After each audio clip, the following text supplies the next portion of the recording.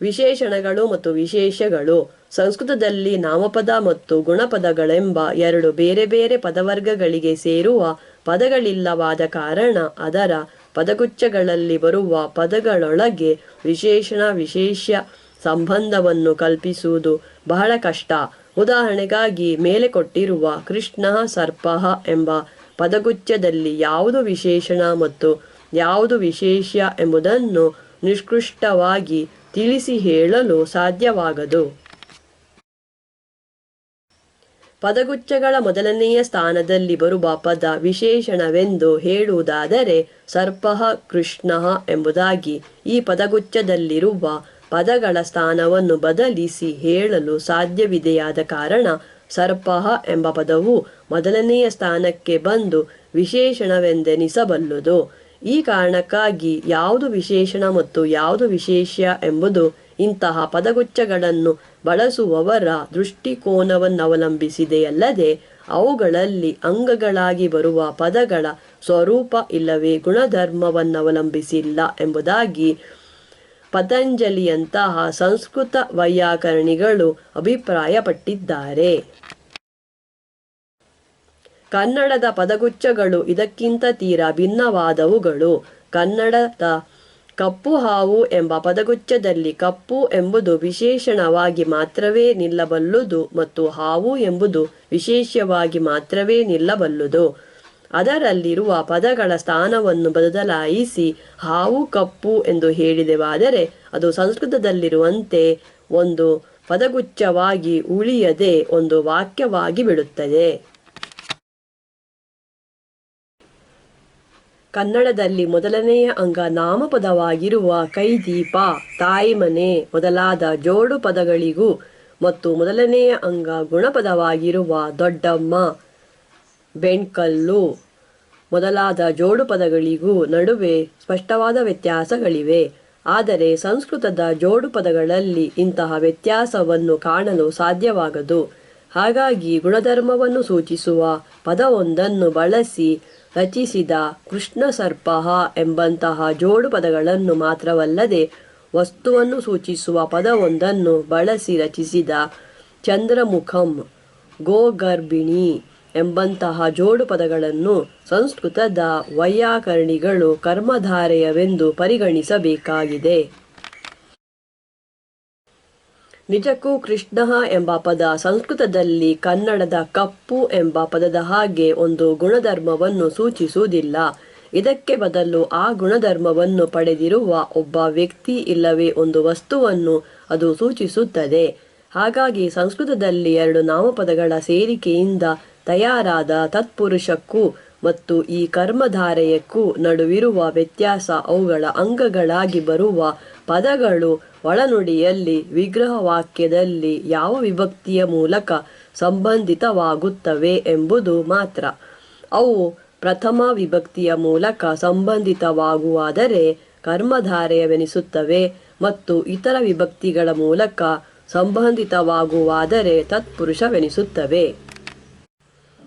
ಕನ್ನಡಕ್ಕೂ ಮತ್ತು ಸಂಸ್ಕೃತಕ್ಕೂ ನಡುವೆ ಇಂತಹ ಜೋಡು ಪದಗಳ ರಚನೆಯಲ್ಲಿ ಬಹಳ ಮುಖ್ಯವಾದ ವ್ಯತ್ಯಾಸಗಳಿವೆಯಾದ ಕಾರಣ ಕನ್ನಡದ ಜೋಡು ಪದಗಳು ಸಂಸ್ಕೃತದ ಜೋಡು ಪದಗಳ ಹಾಗೆಯೇ ಎಂಬುದಾಗಿ ಭ್ರಮಿಸಿ ಅವನ್ನು ವಿವರಿಸಲು ಯತ್ನಿಸಿದಲ್ಲಿ ಮತ್ತು ಅವನ್ನು ಸಂಸ್ಕೃತದ ತತ್ಪುರುಷ, ಕರ್ಮಧಾರೆಯ ಮತ್ತು ದ್ವಿಗುಗಳೆಂಬ ಸಮಾಸಗಳೆಂಬ ಹೆಸರುಗಳನ್ನು ಬಳಸಿ ವಿಂಗಡಿಸಲು ಯತ್ನಿಸಿದಲ್ಲಿ ಅನವಶ್ಯಕವಾಗಿ ಗೊಂದಲ ಉಂಟಾಗದಿರದು. ಸುಬಂತ ಪ್ರತ್ಯಯ. ಸಂಸ್ಕೃತದ ನಾಮಪದಗಳು ಮನುಷ್ಯರನ್ನು ಗುರುತಿಸುತ್ತಿರಲಿ, ಇಲ್ಲವೇ ಬೇರೆ ಪ್ರಾಣಿ, ಮರ, ಗಿಡ, ವಸ್ತು, ವಿಷಯ ಮೊದಲಾದವನ್ನು ಗುರುತಿಸುತ್ತಿರಲಿ, ಅವುಗಳ ಲಿಂಗವೆಂಬುದು ಆ ಪದಗಳ ಕೊನೆಯ ಅಕ್ಷರವೆಂತಹದು ಮತ್ತು ಅವುಗಳೊಂದಿಗೆ ಬರುವ ವಿಭಕ್ತಿ ಪ್ರತ್ಯಯಗಳಿಗೆ ಎಂತಹ ರೂಪವಿದೆ ಎಂಬ ವಿಷಯದ ಮೇಲೆ ಅವಲಂಬಿಸಿದೆ. ಆ ಪದಗಳ ಅರ್ಥವೇನು ಎಂಬುದು ಇಲ್ಲಿ ಪ್ರಾಮುಖ್ಯವಾದ ವಿಷಯವಲ್ಲ. ಕೆಳಗೆ ಕೊಟ್ಟಿರುವ ಸಂಸ್ಕೃತದ ಪುಲ್ಲಿಂಗ, ಸ್ತ್ರೀಲಿಂಗ ಮತ್ತು ನಪುಂಸಕಲಿಂಗದ ಪದಗಳನ್ನು ಪರಿಶೀಲಿಸಿದಲ್ಲಿ ಈ ವಿಷಯ ಸ್ಪಷ್ಟವಾದೀತು. ಪುಲ್ಲಿಂಗ, ಸ್ತ್ರೀಲಿಂಗ, ನಪುಂಸಕಲಿಂಗ. ನೃಪಃ ಅರಸು, ಜನನಿ ತಾಯಿ, ಜ್ಞಾನಂ ತಿಳುವಳಿಕೆ, ವೃಕ್ಷ ಮರ, ಮಾಲಾ ಮಾಲೆ, ಉದಕಂ ನೀರು, ಅಶ್ವ ಕುದುರೆ, ಆಜ್ಞಾ ಆಜ್ಞೆ, ಬ್ರಹ್ಮ ಪರಮಾತ್ಮ, ಅನಿಲ ಗಾಳಿ, ಧನು ಬಿಲ್ಲು, ಕಲತ್ರಂ ಹೆಂಡತಿ, ದಾರಾಹ ಹೆಂಡತಿ, ಪತ್ನಿ ಹೆಂಡತಿ, ಪುರಂ ಪಟ್ಟಣ. ಇವುಗಳಲ್ಲಿ ದಾರಾಹ ಹೆಂಡತಿ ಎಂಬ ಪದ ಬಹುವಚನದಲ್ಲಿ ಮಾತ್ರ ಬರುತ್ತದೆ. ಸಂಸ್ಕೃತದ ಇನ್ನೊಂದು ವೈಶಿಷ್ಟ್ಯವೇನೆಂದರೆ ಅದರಲ್ಲಿ ಲಿಂಗ, ವಚನ ಮತ್ತು ವಿಭಕ್ತಿಗಳನ್ನು ಸೂಚಿಸಲು ಕನ್ನಡದಲ್ಲಿರುವ ಹಾಗೆ ಬೇರೆ ಬೇರೆ ಪ್ರತ್ಯಯಗಳಿಲ್ಲ. ಇವು ಮೂರನ್ನು ಪದದ ಕೊನೆಯಲ್ಲಿ ಬರುವ ಸುಬಂತ ಎಂಬ ಹೆಸರಿನ ಒಂದೇ ಪ್ರತ್ಯಯ ಸೂಚಿಸುತ್ತದೆ.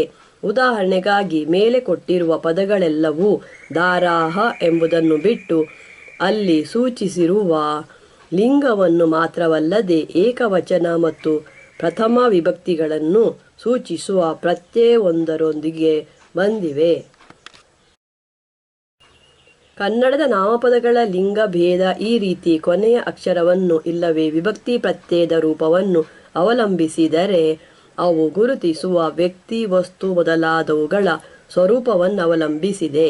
ಸಾಮಾನ್ಯವಾಗಿ ಗಂಡಸರನ್ನು ಗುರುತಿಸುವ ನಾಮಪದಗಳು ಪುಲ್ಲಿಂಗದಲ್ಲೂ, ಹೆಂಗಸರನ್ನು ಗುರುತಿಸುವ ನಾಮಪದಗಳು ಸ್ತ್ರೀಲಿಂಗದಲ್ಲೂ ಮತ್ತು ಉಳಿದ ನಾಮಪದಗಳು ನಪುಂಸಕಲಿಂಗದಲ್ಲೂ ಬರುತ್ತವೆ ಎಂದು ಕನ್ನಡದಲ್ಲಿ ಒಂದು ನಿಯಮವನ್ನು ಮಾಡಲು ಸಾಧ್ಯವಿದೆ. ಇದಕ್ಕೆ ಕೆಲವು ಅಪವಾದಗಳು ಮಾತ್ರ ಇವೆ. ಈ ಕಾರಣಕ್ಕಾಗಿ ಕನ್ನಡದ ಅರ್ಥಕೋಶಗಳಲ್ಲಿ ನಾಮಪದಗಳ ಲಿಂಗ ಯಾವುದು ಎಂಬುದನ್ನು ಸೂಚಿಸುವ ಅವಶ್ಯಕತೆ ಇಲ್ಲ. ಆದರೆ ಸಂಸ್ಕೃತದ ಅರ್ಥಕೋಶದಲ್ಲಿ ಪ್ರತಿಯೊಂದು ನಾಮಪದದೆದುರು ಅದರ ಲಿಂಗ ಯಾವುದು ಎಂಬುದನ್ನು ಸೂಚಿಸುವುದು ಅತ್ಯವಶ್ಯ. ಕನ್ನಡದಲ್ಲಿ ಬಹುವ್ರೀಹಿ ಎಂಬ ಹೆಸರಿನ ಸಮಾಸವಿದೆಯೇ ಅಥವಾ ಇಲ್ಲವೇ ಮತ್ತು ಇದೆಯಾದರೆ ಅದಕ್ಕೆ ಕನ್ನಡ ವ್ಯಾಕರಣಗಳು ಕೊಡುವ ಛಲವಾದಿ, ಹಣೆಗಣ್ಣ, ಗೆಡ್ಡೆಮೂಗ ಮೊದಲಾದ ಜೋಡು ಪದಗಳು ಉದಾಹರಣೆಗಳಾಗಬಲ್ಲುವೆ ಎಂಬುದನ್ನು ತಿಳಿಯಲು ಕನ್ನಡಕ್ಕೂ ಮತ್ತು ಸಂಸ್ಕೃತಕ್ಕೂ ನಡುವೆ ಲಿಂಗ, ವಚನ, ವಿಭಕ್ತಿ ಪ್ರತ್ಯಯಗಳ ಪ್ರಯೋಗದಲ್ಲಿ ಕಾಣಿಸುವ ಈ ವ್ಯತ್ಯಾಸವನ್ನು ಗಮನದಲ್ಲಿರಿಸಿಕೊಳ್ಳುವುದು ಅವಶ್ಯ. ಒಂದು ಜೋಡು ಪದದ ಕೇಂದ್ರ ಬಿಂದು ಆ ಪದದ ಅಂಗಗಳಾಗಿರುವ ಪದಗಳ ಮೇಲೆ ಬೀಳದೆ ಹೊರಗಿರುವ ಪದವೊಂದರ ಮೇಲೆ ಬಿದ್ದಿದೆಯಾದರೆ, ಎಂದರೆ ಹೊರಗಿರುವ ಪದ ಪ್ರಧಾನ ಪದವಾಗಿದೆಯಾದರೆ ಅಂತಹ ಪದದ ತಯಾರಿಕೆಯಲ್ಲಿ ಬಹುವ್ರೀಹಿ ಎಂಬ ಸಮಾಸ ವಿಧಾನ ಬಳಕೆಯಾಗಿದೆ ಎಂದು ಹೇಳಬಹುದು. ಸಂಸ್ಕೃತದಲ್ಲಿ ಪೀತಾಂಬರಃ ಎಂಬ ಜೋಡು ಪದ ಪೀತ ಹಳದಿ ಮತ್ತು ಅಂಬರ ಬಟ್ಟೆ ಎಂಬ ಎರಡು ಪದಗಳ ಜೋಡಣೆಯಿಂದ ತಯಾರಾಗಿದ್ದು ಅದರ ಕೊನೆಯಲ್ಲಿ ಬಂದಿರುವ ವಿಸರ್ಗ ಅಸ್ ಎಂಬ ಪುಲ್ಲಿಂಗ ಏಕವಚನ ಪ್ರಥಮ ವಿಭಕ್ತಿ ಪ್ರತ್ಯಯವನ್ನು ಸೂಚಿಸುತ್ತದೆ. ವಚನ ಮತ್ತು ವಿಭಕ್ತಿಗಳನ್ನು ಸೂಚಿಸುವ ಪ್ರತ್ಯಯಗಳು ಪದರೂಪ ಪ್ರತ್ಯಯಗಳಲ್ಲದೆ ಪದ ಪ್ರತ್ಯಯಗಳಲ್ಲ. ಹಾಗಾಗಿ ಪೀತಾಂಬರಃ ಎಂಬ ಪದದಲ್ಲಿ ಪೀತ ಮತ್ತು ಅಂಬರ ಎಂಬ ಎರಡು ಪದಗಳು ಮಾತ್ರ ಇವೆ. ಆದರೆ ಇವುಗಳಲ್ಲಿ ಒಂದೂ ಈ ಪದದ ಕೇಂದ್ರ ಬಿಂದುವಾಗಿರಲು ಸಾಧ್ಯವಾಗದು. ಯಾಕೆಂದರೆ ಈ ಪದಕ್ಕೆ ಹಳದಿ ಬಟ್ಟೆಯನ್ನು ಉಟ್ಟಿರುವ ವ್ಯಕ್ತಿ ಎಂಬ ಅರ್ಥವಿದೆಯಲ್ಲದೆ ಹಳದಿ ಬಟ್ಟೆ ಎಂಬ ಅರ್ಥವಿಲ್ಲ. ಹಾಗಾಗಿ ಇದರ ಕೇಂದ್ರ ಬಿಂದು ಜೋಡು ಪದದ ಹೊರಗಿರುವ ವ್ಯಕ್ತಿ ಎಂಬ ಪದದ ಮೇಲೆ ಬೀಳುತ್ತದಲ್ಲದೆ ಪೀತ ಹಳದಿ ಇಲ್ಲವೇ ಅಂಬರ ಬಟ್ಟೆ ಎಂಬ ಜೋಡು ಪದದ ಅಂಗವಾಗಿರುವ ಪದದ ಮೇಲೆ ಬೀಳುವುದಿಲ್ಲ. ಹಾಗಾಗಿ ಇದು ಬಹುವ್ರೀಹಿ ಎಂಬ ಸಮಾಸಕ್ಕೆ ಉದಾಹರಣೆಯಾಗಬಲ್ಲುದು. ಆದರೆ ಕನ್ನಡದಲ್ಲಿ ಇದಕ್ಕೆ ಸಮಾನವಾಗಿ ತೋರುವ ಹಣೆಗಣ್ಣ, ಛಲವಾದಿ ಮೊದಲಾದ ಜೋಡು ಪದಗಳ ಕೊನೆಯಲ್ಲಿ ಬರುವ ಅ ಇಲ್ಲವೇ ಇ ಎಂಬ ಪ್ರತ್ಯಯಗಳು ಪದಪ್ರತ್ಯಯಗಳಲ್ಲದೆ ಪದರೂಪ ಪ್ರತ್ಯಯಗಳಲ್ಲ. ಹಾಗಾಗಿ ಇವು ಈ ಜೋಡು ಪದಗಳ ಅಂಗಗಳಾಗಿರುತ್ತವೆ. ಛಲವಾದಿ ಎಂಬ ಜೋಡು ಪದದಲ್ಲಿ ಛಲ ಮತ್ತು ವಾದಿ ಎಂಬ ಎರಡು ಪದಗಳನ್ನು ಸೇರಿಸಲಾಗಿದ್ದು ಕೇಂದ್ರ ಬಿಂದು ವಾದಿ ಎರಡನೆಯ ಪದದ ಮೇಲೆ ಬೀಳುವ ಕಾರಣ ಅದು ತತ್ಪುರುಷಕ್ಕೆ ಉದಾಹರಣೆಯಾಗಬಲ್ಲುದಲ್ಲದೆ ಬಹುವ್ರೀಹಿಗೆ ಉದಾಹರಣೆಯಾಗಲಾರದು. ಹಣೆಗಣ್ಣ ಎಂಬ ಪದವೂ ಹೀಗೆಯೇ. ಹೊಸಗನ್ನಡದಲ್ಲಿ ಕಣ್ಣಿರುವವನು ಎಂಬ ಅರ್ಥದಲ್ಲಿ ಸ್ವತಂತ್ರವಾಗಿ ಕಣ್ಣ ಎಂಬ ಪದದ ಪ್ರಯೋಗವಿಲ್ಲದಿದ್ದರೂ ಈ ಜೋಡು ಪದದಲ್ಲಿ ಅಂತಹ ಪದದ ಪ್ರಯೋಗವಾಗಿದೆಯೆಂದು ಮತ್ತು ಆ ಪದವೇ ಅದರ ಕೇಂದ್ರ ಬಿಂದುವಾಗಿದೆಯೆಂದು ಇಲ್ಲಿ ಹೇಳಬೇಕಾಗುತ್ತದೆ.